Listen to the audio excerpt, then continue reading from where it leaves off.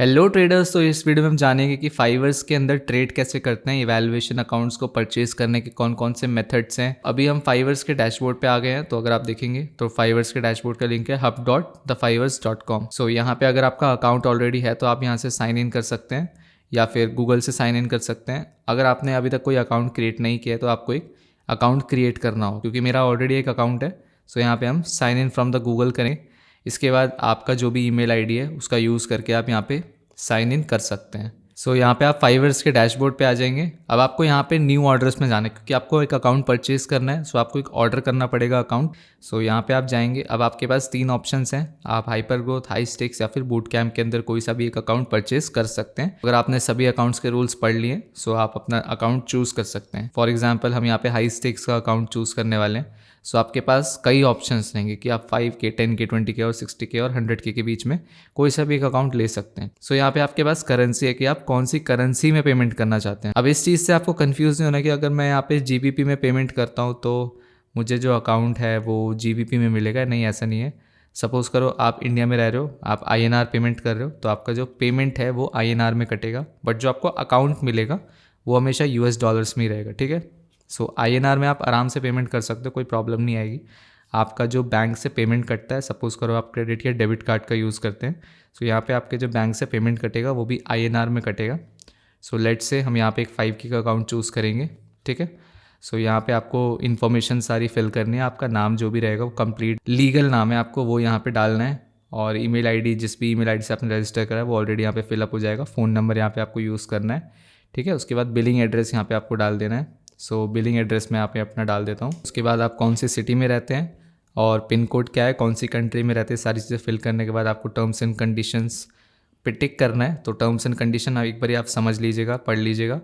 उसके बाद आप अगर उस चीज़ को एक्सेप्ट करते हैं तो ठीक है, यहाँ पे आपको एग्री करना है और फिर यहाँ पे आपको प्लेस ऑर्डर पे लगाना है। ठीक है। सो आपको यहाँ पे दिखाएगा कि टोटल आपकी जो पेमेंट कटेगी वो 3299 रुपीज़ कटेगी। अब सपोज़ करो आपके पास कोई हब क्रेडिट्स है तो उसका आप यूज़ कर सकते हो। तो हब क्रेडिट्स यहाँ पे अप्लाई हो जाते हैं। ठीक है। तो hub credits as a discount यहाँ पे यूज़ होते हैं। इसके बाद आपको कौन सा पेमेंट चूज़ करना है उसकी डिटेल्स हैं। सो सपोज़ करो आप स्ट्राइप यूज़ करना चाहते हो, वो उसमें कोई दिक्कत नहीं है। वीज़ा, मास्टर कार्ड हो गया, चेकआउट हो गया। अभी रुपए का ऑप्शन नहीं आया, तो काफ़ी लोगों के पास रुपए का कार्ड होता है तो वो अभी एक्सेप्टेड नहीं है, तो आपको वीज़ा या मास्टर कार्ड का यूज़ करना पड़ेगा। और एक चीज़ कि अगर वीज़ा और मास्टर कार्ड आपके नाम पे नहीं है तो बिल्कुल पेमेंट मत करना उससे।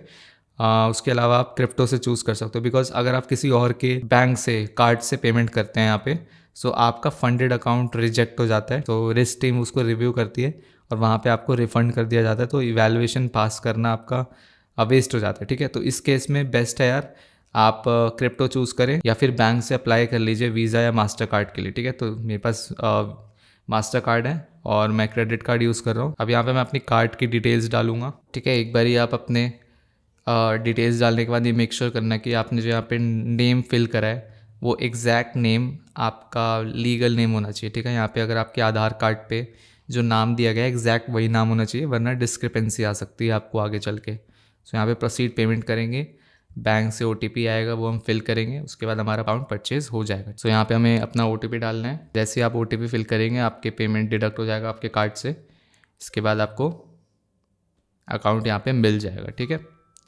सो यहाँ पे लिखा आ गया कि thank you for the purchase. So हमारा यहाँ पे डैशबोर्ड पे अकाउंट ऐड हो चुका है। अब यहाँ पे देखो क्रेडेंशियल्स का ऑप्शन है, आपको इसको चूज़ करना है और आपको अपना अकाउंट ID और पासवर्ड मिल जाएगा, जो कि हम MT5 पे डाल के ट्रेड स्टार्ट कर सकते हैं। और यहाँ पे हमारा प्रॉफिट टारगेट रहेगा $400 का। अभी देखो ये 0 है सब कुछ, बिकॉज एक न्यू अकाउंट है। जैसे ही आप अपना पहला ट्रेड लेंगे ये सारी चीज़ें रिफ्रेश हो जाएंगी और एकदम करेक्ट डेटा दिखाएगी उसके बाद। ऑलराइट। सो इस वीडियो के लिए इतना ही रखते हैं गाइस। अगर आपको कोई भी प्रॉब्लम है आप कमेंट सेक्शन में पूछ सकते हैं या फिर हमारे सपोर्ट सेक्शन के साथ कनेक्ट करके चीज़ों को रिजॉल्व कर सकते हैं। Thank you for joining this video with us and have a good day. Bye bye.